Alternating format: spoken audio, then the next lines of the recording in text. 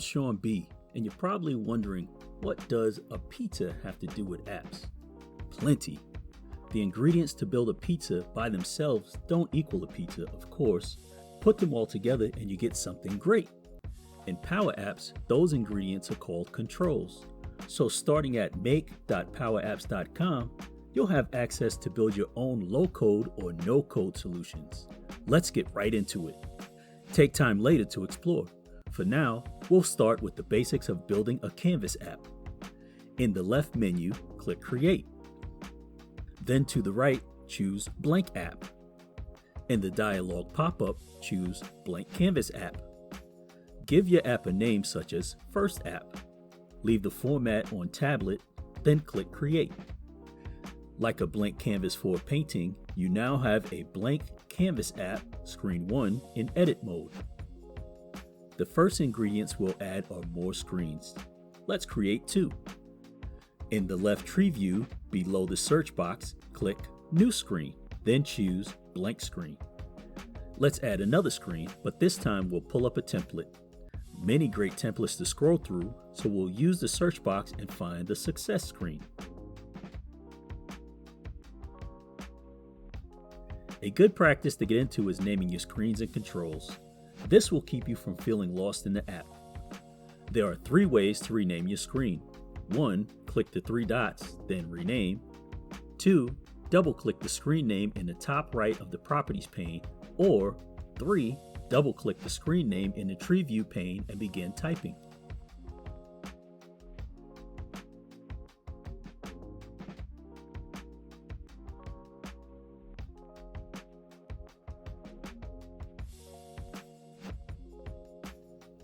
Click once on the first screen, Screen Main, then in the top menu, you'll see the drop-down Insert. Let's add a text label control. To change the default text, which is literally the word text, double-click on the control, or use the text input box on the Properties pane. Or click the word text to the left of that and use the formula bar at the top.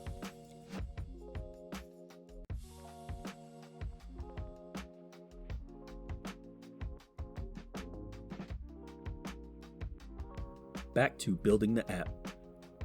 We added a text label so that when your users move from one screen to another, they can visibly see on the canvas which screen they are on.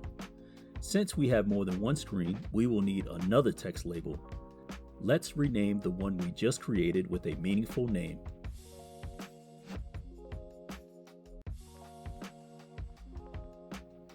Next, we will need to add a text label to Screen Edit. Just copy and paste. Right-click, copy, or use the shortcut keys for Windows or Mac to copy. Then go to Screen Edit and paste the control. Rename the control on Screen Edit.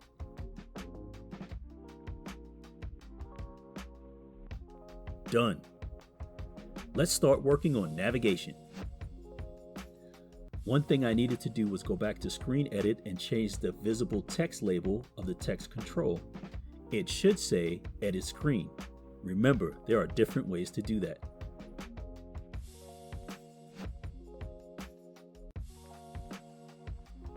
To be able to navigate from the first screen to the second screen, we will insert a button on the first screen, Screen Main. When the button is clicked, the app will navigate to the next screen. But how? I'll show you. First, we'll give the button a meaningful name using any of the methods from before.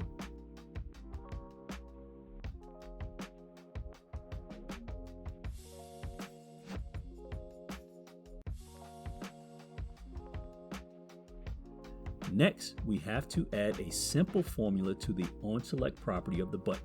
Just follow along. Click the drop-down just above the word Tree View.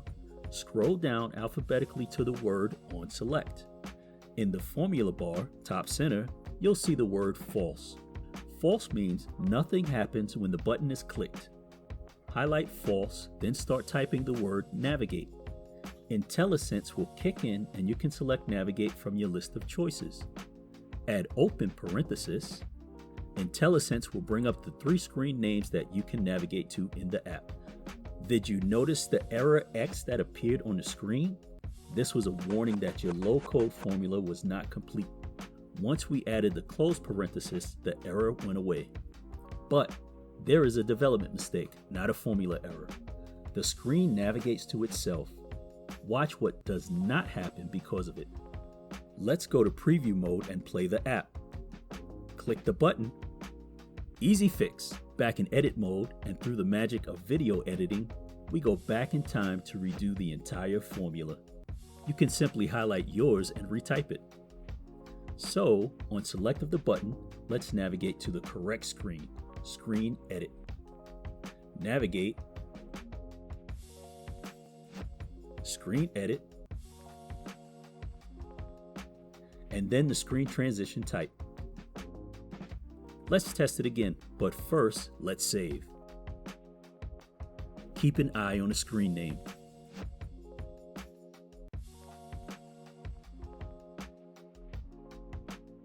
The old phrase, why reinvent the wheel, is good advice. Just remember these tips. We will need a button on our second screen, so just copy the button. Next, here's a time saver for you. Rather than hitting the play icon at the top of the screen, hold down the Alt key and click the button. That will play the app while in edit mode and navigate you to the next screen. Give this one a meaningful name.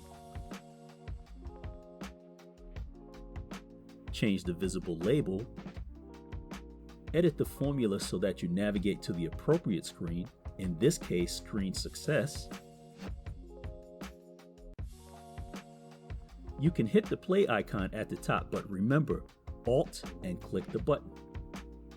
With that foundation in place, let's add some automation. Automation on a simplified level is done using a timer control. At the top menu, choose Insert, then search for Timer. It's our only timer, so no need to rename it. The default duration is 60,000 milliseconds, or 1 minute. Let's change that to 3,000, or 3 seconds. Next, we will edit what action occurs when the timer ends. We want the app to navigate back to the first screen, Screen Main.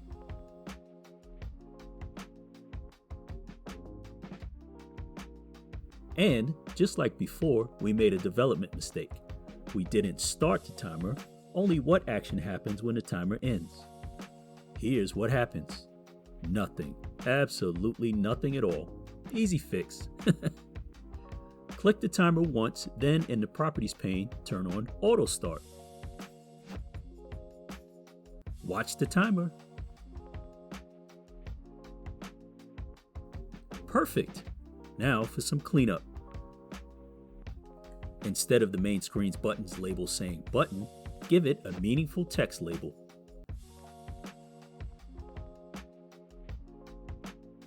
Save your work. Great. Let's run through the entire app. Outstanding. Here's the final ingredient for the app in this lesson, visibility. On our final screen, Screen Success, we can see the timer. We need to hide that. Click once on the timer, then in the Properties pane, switch visibility to off. Everything will still work as when we could see the timer, but as Ronald Reagan once said, trust but verify. So let's test it. Preview the app. 3 seconds. Nice. Let's run through the whole app from start to finish. Outstanding. Lesson 1 done. With screens, controls, and automation, you have the first ingredients of a solid working app. Next, we'll cover data sources like Teams, SharePoint, Dataverse, OneDrive, and many, many others. There are hundreds of connections that can be made to Power Apps, and we'll cover some of those in the next lesson. Make sure you're subscribed and the notification bell is turned on so you know when the next video drops. Stay awesome, have a blessed day, see you in the next one, and remember, be epic.